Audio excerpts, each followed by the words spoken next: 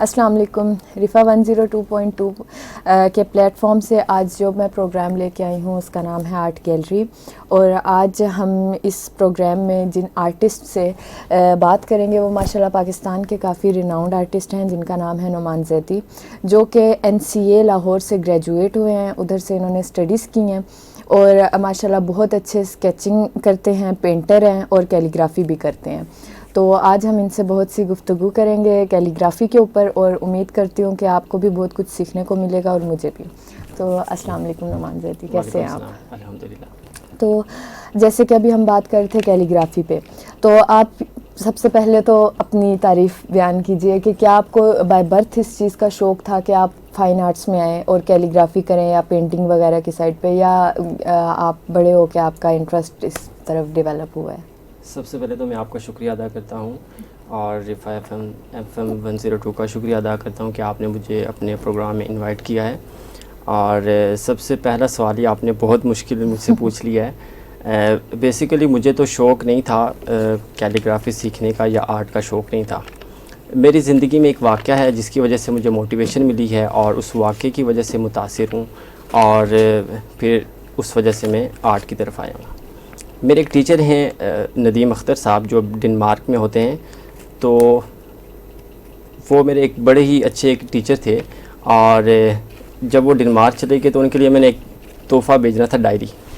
تو جب میں نے وہ ڈائری پرچیز کی, اس کے اوپر لکھنے لگا تو میری لکھائی اچھی نہیں تھی. اور یہ کافی پرانی بات ہے, جب میں 8th 9th کلاس میں تھا. تو جب میں اس کے اوپر لکھنے لگا تو وہ اتنی نہیں لکھا جا رہا تھا مجھ سے. پھر میں چلا گیا ایک پینٹر کے پاس, اس کے پاس گیا اور اس کو میں نے کہا کہ آپ اس کے اوپر اچھا سا لکھ دیں, یہ میں نے کسی کو گفٹ کرنا ہے.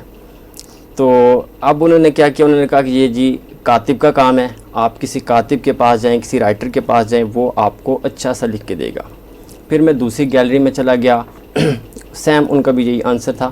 اور اس کے بعد کیا ہوا کہ میں پھر جب 3-4 شاپس پہ گیا, اور میں پھر واپس اپنے ہاسٹل میں آ گیا, اور پھر میں نے وہ خود لکھ کے ان کو بیچ دیا. لیکن اس کے بعد مجھے خیال آیا کہ یہ کیلیگرافی کیا ہے, اس کو میں سیکھنا چاہتا ہوں.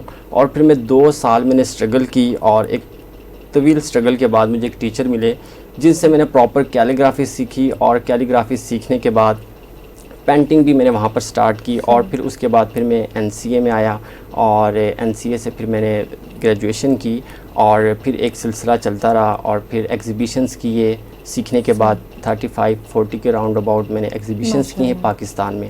اور ایگزیبیشن کرنے کے بعد اور ٹیچنگ کے شعبے سے بھی ایک تعلق ہے میرا, اور آرٹ سکھاتا ہوں, آرٹ کرتا ہوں, اور پھر ایک سلسلہ یہ چلتا ہے. صحیح ماشاءاللہ ماشاءاللہ.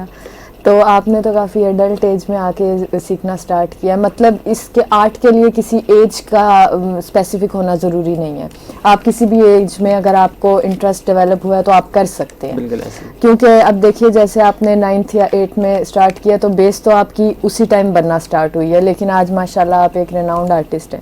تو بیسیکلی آپ مجھے خطاطی کے بارے میں بتائیے کہ خطاطی ہوتی کیا ہے, یہ کیسے کی جاتی ہے؟ اچھا, بیسیکلی جو اس کی ایک ہسٹری ہے اور جو میری ایک نظر سے گزری ہے کیلیگرافی کی ہسٹری, بیسیکلی جو کیلیگرافی کا وجود ہے وہ اس کائنات کے بننے کے ساتھ ہی ہو گیا تھا. اگر آپ قرآن پاک کا مطالعہ کریں تو قرآن پاک میں ارشاد باری تعالیٰ ہے وَعَلَّمَ آدَمَ الْأَسْمَاءَ كُلَّهَا, کہ ہم نے آدم کو تمام اسماء کا علم سکھایا. ٹھیک ہے, تو آدم علیہ السلام کو اللہ تعالیٰ نے تمام کائنات کا علم سکھا دیا. اب اس سے تھوڑا سا آگے چلتے ہیں, ان کے جو بیٹے تھے قابیل اور حابیل, انہوں نے جب آپس میں ایک بھائی نے دوسرے بھائی کو قتل کر لیا, تو انہوں نے اس کے اوپر ایک برسیہ لکھا جو آج بھی برٹش جو میوزیم ہے وہاں پر اویلیبل ہے. ماسکو توپ کاپی وہاں پر بھی اویلیبل ہے, لوگ اس کو دیکھنے کے لیے جاتے ہیں. آپ یہاں سے اندازہ لگا لیں کہ تب بھی لکھنا جانتے تھے. اور پھر ایک اس کی ہسٹری چلتی ہے, حضرت ادریس علیہ السلام کو اللہ تعالیٰ نے قلم کا فن عطا کیا, اور جو ہمارے پاس ایک علم کی تاریخ ہے وہ آج سے 5000 سال قبل مسیح حضرت نوح علیہ السلام کے دور میں جو ایک طوفان آتا ہے, اور وہ اتنا حیرت زدہ طوفان تھا کہ کائنات کا سب ایک نظام درم برم ہو گیا. اور جب دوبارہ سے ایک سلسلہ کائنات کا شروع ہوا, اور جب اللہ تعالیٰ نے فرشتوں کو دوبارہ سے بھیجا اور بتایا کہ یہ درخت کس فائدے کے لیے ہے، کس سے آپ فائدہ اٹھا سکتے ہیں، کس سے نقصان ہوگا، اور پھر جب ایک سلسلہ ایک لکھنے کا شروع ہوتا ہے تب لوگ مٹی سے لکھتے تھے اور مٹی کے لفافوں میں اس کو بند کر دیتے تھے. اس کو کہتے ہیں دستور گل کامش. صحیح. وہ جو ایک ہمیں ہسٹری سے ملتی ہے، اور وہ بھی اب جو برٹش میوزیم ہے وہاں پر یہ جو ہے موجود ہے، دستور گل کامش کا جو صحیفہ ہے جو اسے لکھتے تھے. اور وہ بھی جو میوزیم ہے وہاں پر ہر انسان تو نہیں جا سکتا، اور وہ ویک میں ایک دن اوپن ہوتا ہے، اور ادھر ایک جدید مشینری کا ایسا ایک نظام ہے کہ آپ وہاں پر سانس بھی نہیں لے سکتے. صحیح. تو پھر جو ایک اس کی ایک وقت کے ساتھ جو موڈریشن آتی ہے، اور ہم اس کو ایک اسلامک ہسٹری کے ساتھ دیکھتے ہیں کہ حضرت محمد صلی اللہ علیہ وسلم نے جو کیلیگرافی کی ہے خط کوفی میں، اور پھر اس کے بعد ایک سلسلہ شروع ہوا اسلامی تاریخ میں. تقریباً 330 کے قریب فونٹس ہیں جو اسلامی تاریخ میں جن کو پذیرائی حاصل ہے، اور ہم پوری دنیا میں اسلامک ممالک میں کیلیگرافی کرتے ہیں. پھر اس میں خط نسخ آتا ہے، خط عروج، خط دیوانی، خط رکا، خط شکستہ، خط ثلث اور دیگر فونٹ آتے ہیں. ان کی ایک طویل ہسٹری ہے اور پراپر اس کی ایک گرامر ہے، اور وقت کے ساتھ پھر اس میں موڈریشن آتی گئی، اور اب ہم جو دنیا میں سینکڑوں فونٹ ہیں جس سے ہم فائدہ اٹھاتے ہیں. ماشاءاللہ بہت خوبصورت تعریف بیان کیا آپ نے. تو آپ جیسے فونٹس کا ذکر کر رہے ہیں، اب بیسیکلی ہم دیکھیں تو پاکستان میں کے ناولز میں یا نیوز پیپرز میں سیم ایک ہی فونٹ یوز ہوتا ہے، تو کیا ہمارا کوئی نیشنل فونٹ ہے، یا اس کے کیا پرنسپلز بھی آپ یہ کہہ لیں کہ ان کے لیے الگ الگ فونٹس ہیں، تو کیا پرنسپلز یوز ہوتے ہیں؟ جی بالکل ایسے ہی ہمارا نیشنل فونٹ ہے، وہ ہے خط نستعلیق. صحیح. اور اس کا اگر آپ اجازت دیں تو میں اس کو تھوڑا سا جی تفصیل سے ضرور. اچھا بیسیکلی جو خط نستعلیق ہے اس کو کہتے ہیں خط فارسی. صحیح. اور اس کا جو انٹروڈکشن ہے اور اس کی جو تاریخ ہے وہ 8ویں صدی کے نصف میں اس کا آغاز ہوتا ہے. صحیح. اور جو اس کے فاؤنڈر ہیں وہ خواجہ میر علی تبریزی اس کے فاؤنڈر ہیں. صحیح. اور بیسیکلی کیونکہ خط فارسی اس کو کہتے ہیں تو یہ فارس میں ایک وجود میں آتا ہے. تو انہوں نے کیا کیا کہ 2 فونٹ تھے، خط نسخ اور خط تعلیق. صحیح. یہ 2 فونٹ کو ملا کے انہوں نے یہ خط نستعلیق کو متعارف کروایا. اور 40-50 سال کی ایک سٹرگل کے بعد یہ ایک جو فونٹ ہے ایک عملی شکل میں آیا. پھر جو اس میں ایک موڈریشن آتی ہے آپ ایرانی نستعلیق میں دیکھ لیں، اور جو ان کے شاگرد تھے جعفر اور اظہر، انہوں نے اس کے اوپر مزید کام کیا. جو ماڈرن کیلیگرافی وہاں سے ایک وجود ملتا ہے اس میں خط نستعلیق جس کو ہم کہتے ہیں خط فارسی ہے بیسیکلی. تو وہاں سے جو ایک اس میں ایک ماڈرن کیلیگرافی میں آ گیا اور ایڈوانس کیلیگرافی میں آ گیا.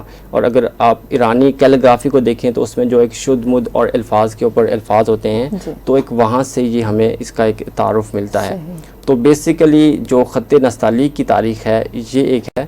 اور جب یہ پاکستان میں اور بر صغیر کی اس دھرتی پر یہ فونٹ آیا، کیونکہ یہ اردو کے ساتھ اور فارسی جو ہے وہ دونوں فونٹ ملتے جلتے ہیں، تو پورے بر صغیر میں جب اس کی ایک پذیرائی ہوتی ہے اور پاکستانی جو کیلیگرافر ہیں اس پر کام کیا. اور جیسے میں نے کہا تھا کہ آپ کو کہ وقت کے ساتھ موڈریشن آتی ہے، اور اس فونٹ میں بھی اب موڈریشن آ گئی ہے. اب نستعلیق فونٹ کو آپ دیکھ لیں، اس میں خط جو نستعلیق ہے بہار نستعلیق، جمیل نوری نستعلیق، فوٹو نستعلیق، لاہوری نستعلیق، ایرانی نستعلیق، اور اس طرح کافی فونٹ ہیں جو نستعلیق کے اندر ہی شامل ہیں. تو یہ پراپر ایک طویل سبجیکٹ ہے، اور پھر آپ اس کو پراپر ایک ایک فونٹ کو سیکھتے ہو. جو اب خط نستعلیق ہے اس کو پراپر سیکھتے ہو، اس کی گرامر کو سیکھتے ہو، اور خط نسخ کو، اور اس طرح مختلف فونٹس کو سیکھتے ہو. اور دوسرا آپ نے سوال کیا تھا کہ اس کے جو پرنسپلز ہیں، بیسیکلی کسی بھی فونٹ کو سیکھنے کے لیے آپ کو اس کے ٹولز، پرنسپلز اور اس کی ہسٹری کا پتہ ہونا چاہیے. اور جیسے ہم خط نستعلیق اور نیشنل فونٹ ہے ہمارا، تو اگر آپ خط نستعلیق کو سیکھیں گے تو اس کے لیے ایرانی قلم یوز کرتے ہیں، اور کیلیگرافی شیٹ یوز کرتے ہیں، اور نارمل کیلیگرافی انک یوز کرتے ہیں. تو آپ جو ہے خط نستعلیق سے سٹارٹ کر سکتے ہیں. اور پھر جو جیسے ہو گیا خط ثلث فونٹ ہو گیا، جس کو جو ہے کنگز کا فونٹ بھی کہتے ہیں، عربک فونٹ ہے. تو کیونکہ وہ خوبصورت فونٹ ہے اس لیے اس کا کنگ کہا جاتا ہے، کیلیگرافی کا کنگ.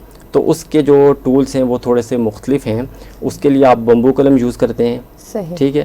اور کیلیگرافی انک یوز کر سکتے ہیں اور نارمل جو شیٹ ہوتی ہے. پھر ایڈوانس اور جب ماڈرن کیلیگرافی کی طرف جاتے ہیں, ٹی اسٹینڈ, کافی اسٹینڈ کی طرف جاتے ہیں, تو پھر آپ کو ایڈوانس جو ٹولز ہیں یا کینوس کی طرف جاتے ہیں تو پھر آپ کو مختلف ٹولز یوز کرنے پڑتے ہیں. یہ اس کا ایک مختصر سا تعارف ہے اور آپ اس کو ایسے سیکھ سکتے ہیں. ٹھیک, تو یہ بیسیکلی انکس, اس کی کیا ڈفرینٹ ٹائپس ہوتی ہیں انکس میں, یا صرف کیلیگرافی انک سے ہی ہو سکتی ہے یا کسی اور چیز سے بھی, اور یہ کس کس چیز پہ ہو سکتی ہے, کیا کینوس کے علاوہ اور کس کس چیز پہ ہو سکتی ہے, یہ بتائیے گا. بہت اچھا سوال آپ نے پوچھا ہے مجھ سے. شکریہ.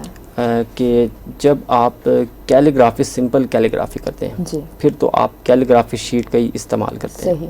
اور پھر جب آپ اس کو ایک ایڈوانس کی طرف لے کے جاتے ہیں تو پھر ٹی اسٹینڈ جس کو کہتے ہیں, جی جی, تو پھر آپ اس میں ٹیکنیک کا یوز کر کے آپ جو ہے اس کو استعمال کرتے ہیں. پھر کینوس کی طرف جاتے ہیں, پھر آپ برشز کا, پرگزا کا وہ استعمال کرتے ہیں, اور پھر اس طرح مختلف ٹائپس ہیں اور مختلف آپ ان ٹیکنیک کو یوز کر کے آپ کیلیگرافی کو بہتر سے بہتر آپ دکھاتے ہیں. ٹھیک ٹھیک, صحیح ہو گیا. تو ابھی آپ مجھے یہ بتائیے کہ ماشاءاللہ بہت زیادہ میرے بھی نالج میں اضافہ ہوا ہے ویسے. اس کے بعد مجھے آپ یہ بتائیے کہ جو خطاطی ہے اس کا ہمارے کریئر پہ کوئی فائدہ ہے اس کا, یا آپ ہمارے جو اسٹوڈنٹس ابھی اس فیلڈ میں آنا چاہ رہے ہیں یا جو ہیں ان کو آپ کیا کہنا چاہیں گے کہ اس کو کس مطلب آپ کیا پیغام دینا چاہیں گے اس سے ریلیٹڈ؟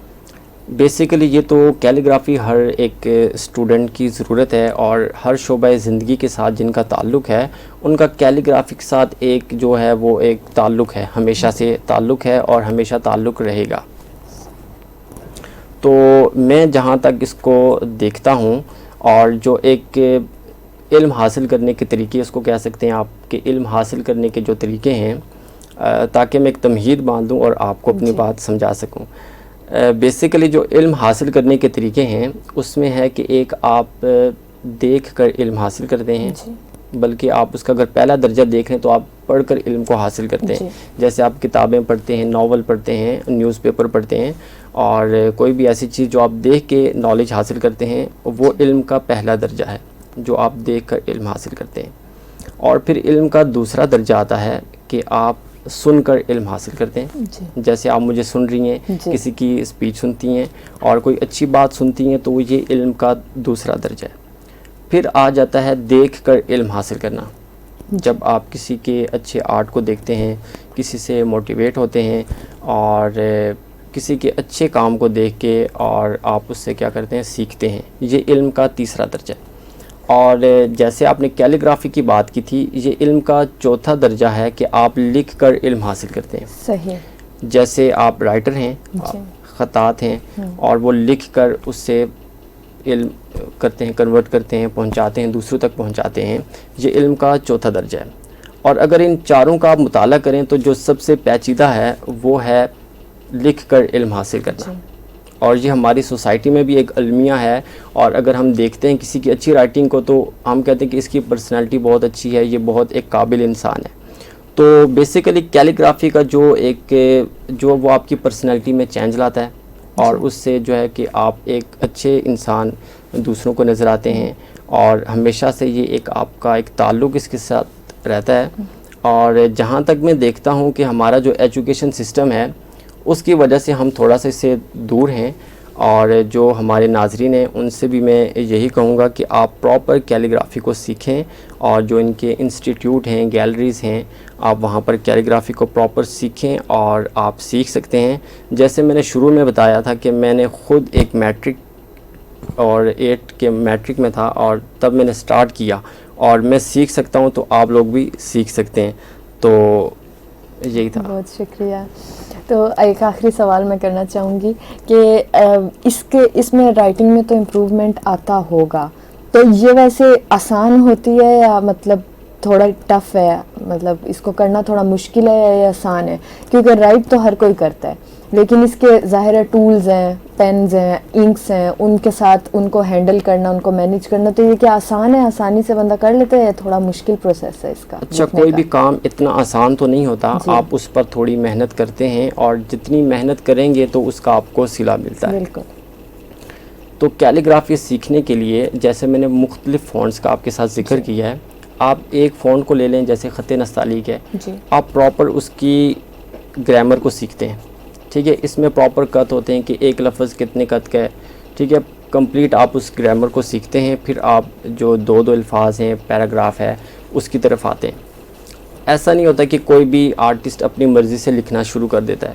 وہ مختلف فونٹس کی جو ہے اس کو کہتے ہیں کہ آپ اس کے پراپر فونٹ کو سیکھتا ہے, اس کی گرامر کو سیکھتا ہے, اور پھر وہ جب جتنے زیادہ فونٹس سیکھتا جاتا ہے, ایک تو اس کے نالج میں اضافہ ہوتا ہے اور وہ ہر چیز کو اس کے مطابق ہی کر سکتا ہے. اچھا مسٹر نعمان, ایک اور سوال کرنا چاہوں گی میں کہ آپ مجھے یہ بتائیے گا کہ جب بھی آپ کوئی ایگزیبیشن کرتے ہیں تو ظاہر ہے لوگ دیکھنے آتے ہوں گے, اور بہت زیادہ انٹرسٹ کے ساتھ جن اسٹوڈنٹس کو فائن آرٹس اور فائن آرٹس کی ان فیلڈز میں انٹرسٹ ہے تو وہ بہت شوق سے دیکھتے ہوں گے, تو آپ کو ان کا رجحان کس طرح نظر آتا ہے؟ بیسیکلی جب آپ آرٹ کی بات کرتی ہیں, اور جیسے آپ نے سوال کیا کہ ایگزیبیشن میں لوگوں کا کیا رسپانس ہوتا ہے, جی, تو بیسیکلی جب ہم آرٹ کی بات کرتے ہیں تو آرٹ کا تعلق ہر انسان کے ساتھ ہے, جی بالکل, اور ہر شعبہ زندگی کے ساتھ جو جڑے ہوئے لوگ ہیں ان کا ایک آرٹ کے ساتھ تعلق ہے. جی, تو اور جب ہم ایک آرٹ کی بات کرتے ہیں تو سب سے بڑا آرٹسٹ اللہ تعالیٰ کی ذات ہیں, بے شک, اور جب اللہ تعالیٰ نے کائنات کو کریٹ کیا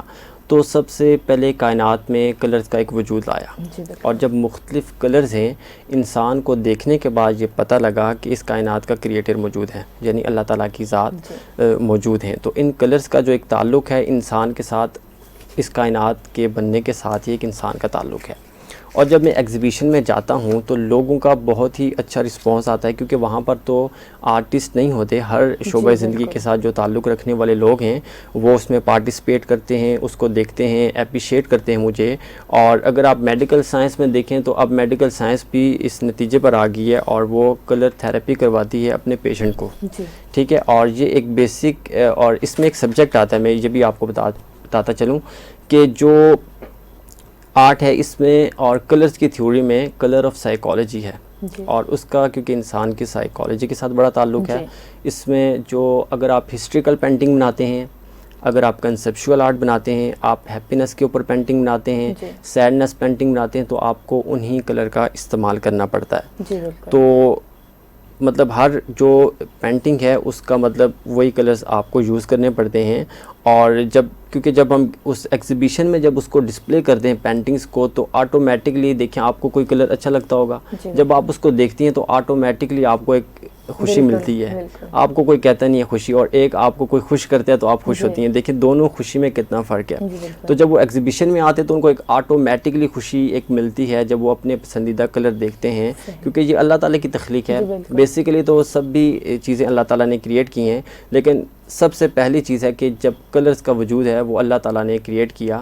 اللہ تعالیٰ چاہتے تو ایک کلر سے بھی کائنات کو بنا بالکل, سکتے تھے, لیکن اللہ تعالیٰ نے کیا کیا کہ اپنا ایک رب ہونا جب ظاہر کیا اور یہ بتانا چاہا انسان کو, جی, تو وہ کلرز کے ذریعے ہی وہ بالکل, بتایا. بالکل, ماشاءاللہ بہت خوبصورت جواب آپ نے دیا ہے, اور میرا دل کر رہا ہے مزید بھی میں آپ سے گفتگو کروں, لیکن جیسے کہ آپ کو پتہ ٹائم کا, شو کا ٹائم تھوڑا سا شارٹ ہو گیا ہے, تو میں انشاءاللہ کوشش کروں گی کہ مسٹر نعمان کے ساتھ میں ایک اور شو کروں ان کی پینٹنگ کے اوپر, اور ہم اگلے شو میں ان کی پینٹنگز کو ڈسپلے بھی کریں. بلکہ میں نے ان کے پیج کو وزٹ کیا تھا تو میں خود بھی بہت انسپائر ہوئی تھی. میں اپنے FM 102.2 رفا انٹرنیشنل کا یہ جو فیس بک پیج ہے اس کے ساتھ میں ان کا لنک دے دوں گی, یوٹیوب کا بھی, فیس بک کا بھی, اور انسٹاگرام کا بھی.